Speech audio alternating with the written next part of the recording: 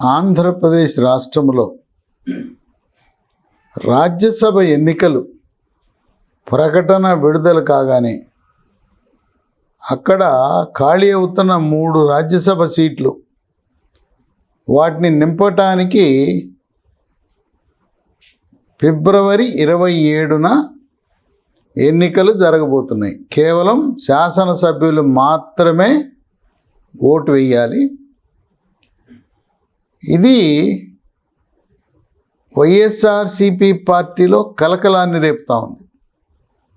ఎందుకంటే ఇప్పటికే 70 మంది ఎమ్మెల్యేలకు ఎంపీలకు స్థానచలనం బదిలీలు, అంతర్జిల్లా బదిలీ, అంతర్జోన్ల బదిలీ, అంతర్రాష్ట్ర బదిలీల వల్ల తీవ్రమైన మనస్తాపానికి గురై ఉన్నారు.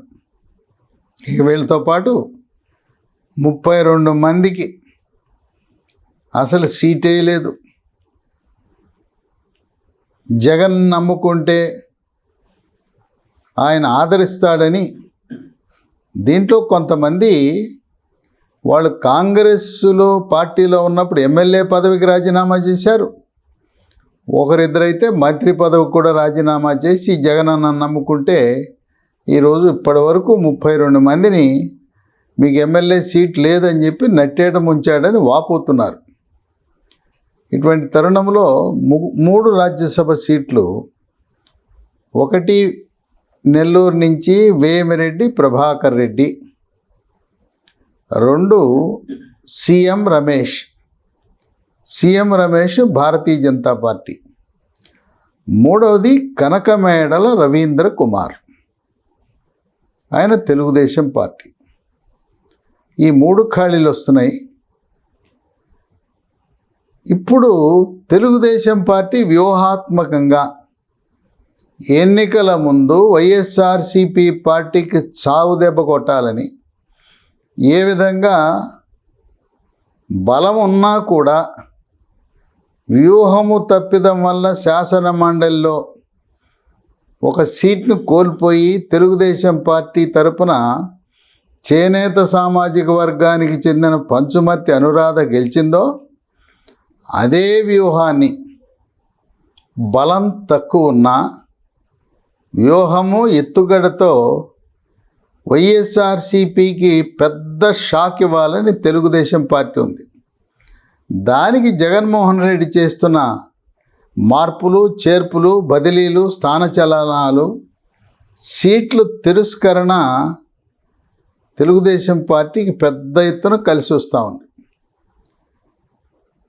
ఒక రాజ్యసభ సీటు గెలవాలంటే ఆంధ్రప్రదేశ్ రాష్ట్రంలో 44 మంది ఎమ్మెల్యేల మద్దతు కావాలి. తెలుగుదేశం పార్టీకి 23 ఎన్నికైనా ఒక 4 బయటికి పోయారు, 4 లోపలికి వచ్చారు.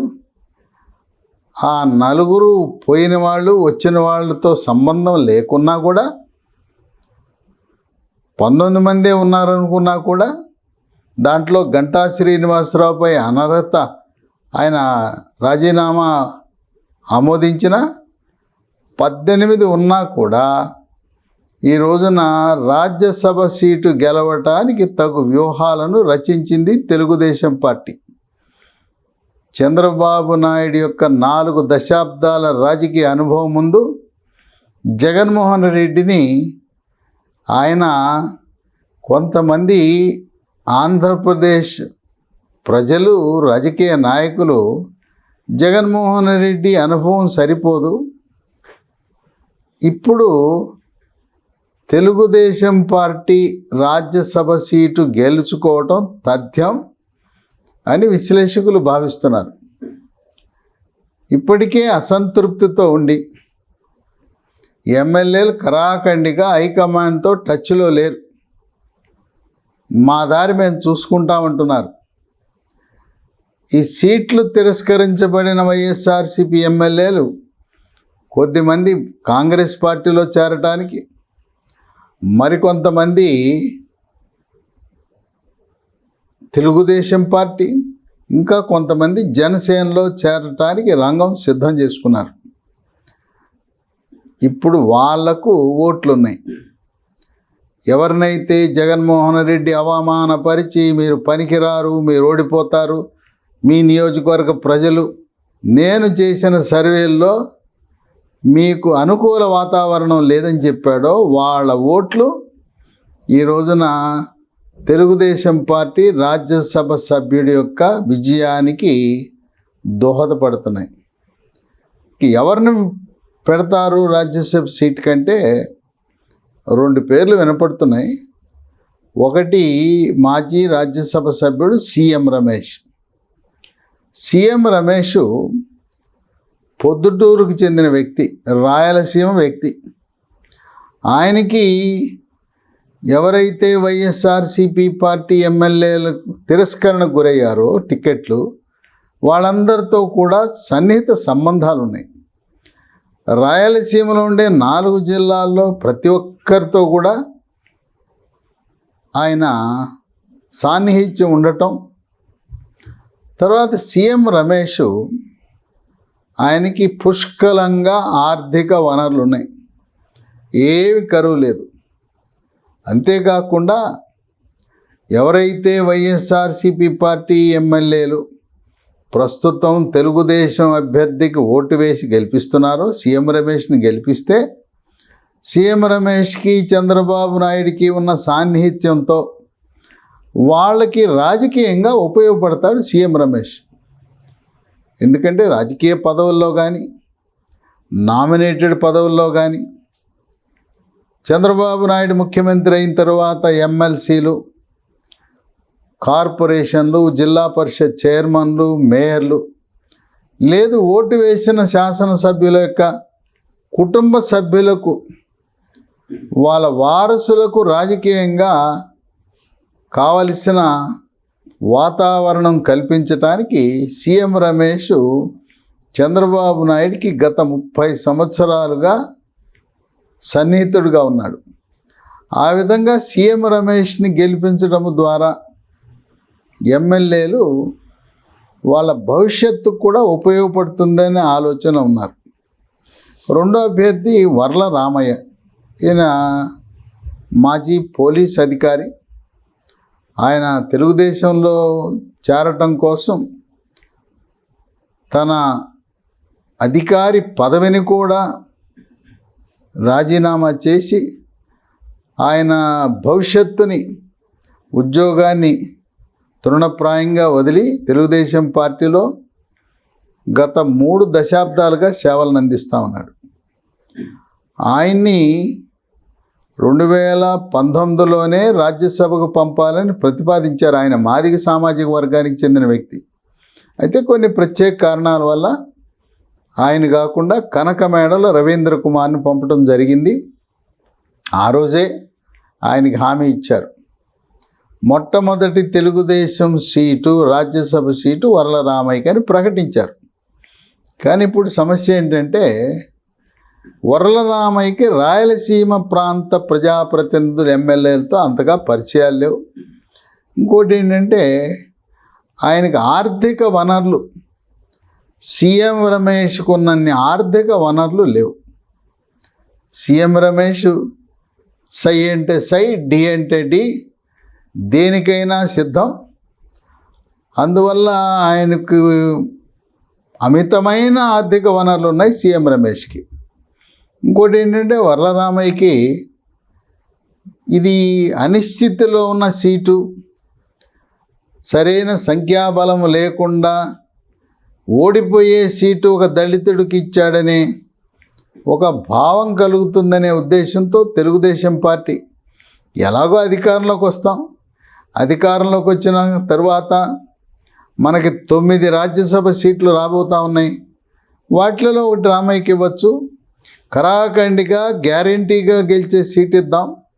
ఎందుకు ఈ అనిశ్చిత పరిస్థితిలో సీఎం రమేష్ ఆయన బీసీ వెనుకబడిన సామాజిక వర్గం. ఈ సీట్లు తిరస్కరించబడిన వైఎస్ఆర్సీపీ ఎమ్మెల్యేలు అధికంగా ఎస్సీలు, బీసీలే ఉన్నారు.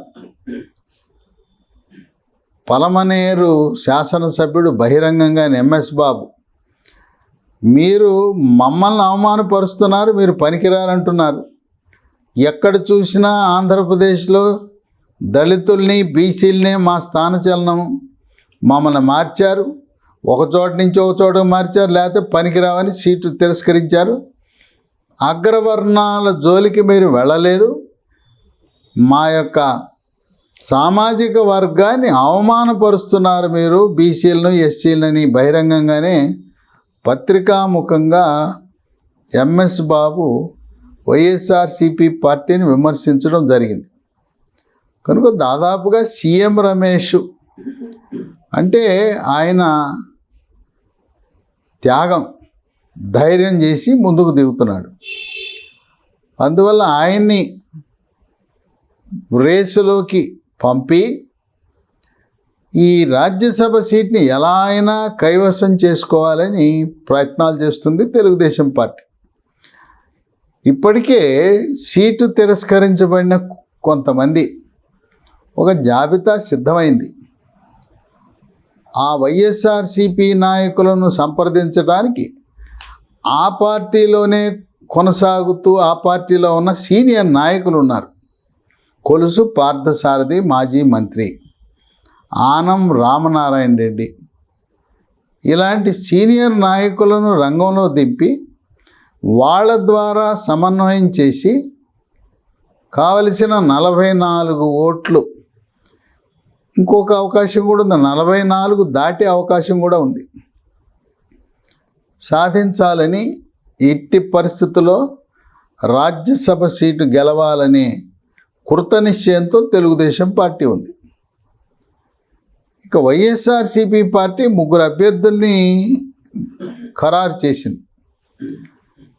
చిత్తూరు శాసనసభ్యుడిగా ఉన్న ప్రస్తుత ఆరణి శ్రీనివాసులు, బలిజ సామాజిక వర్గం. తర్వాత జగన్మోహన్ రెడ్డి బాబాయ్ వైవి సుబ్బారెడ్డి, పాయికరావుపేట శాసనసభ్యుడు దళిత సామాజిక వర్గం గొల్ల బాబురావు. ఈ 3లో ఎవరు బలిపశువు కాబోతున్నాడు? ఒకవేళ గొల్ల బాబురావు కానీ ఆరణి శ్రీనివాసులు కానీ ఓడితే రాబోయే శాసనసభ ఎన్నికల్లో దాని ప్రభావం పడుతుంది. ఒక బీసీని ఒక ఎస్సీని బలిపశువు చేశారనే విమర్శలు వస్తాయి. కనుక వైవి సుబ్బారెడ్డి నిన్న మొన్నటి దాకా టీటీడీ బోర్డు చైర్మన్గా అన్నీ అనుభవించాడు.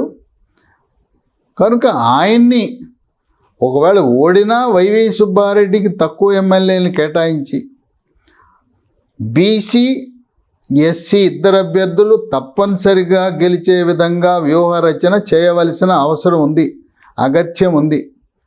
వాళ్ళిద్దరిలో ఎవరు ఓడినా, బీసీ ఎస్సీ అభ్యర్థుల్లో ఎవరు ఓడినా అది వైఎస్ఆర్సీపీ పార్టీ ఓట్లకు తీవ్రమైన గండి పడుతుంది.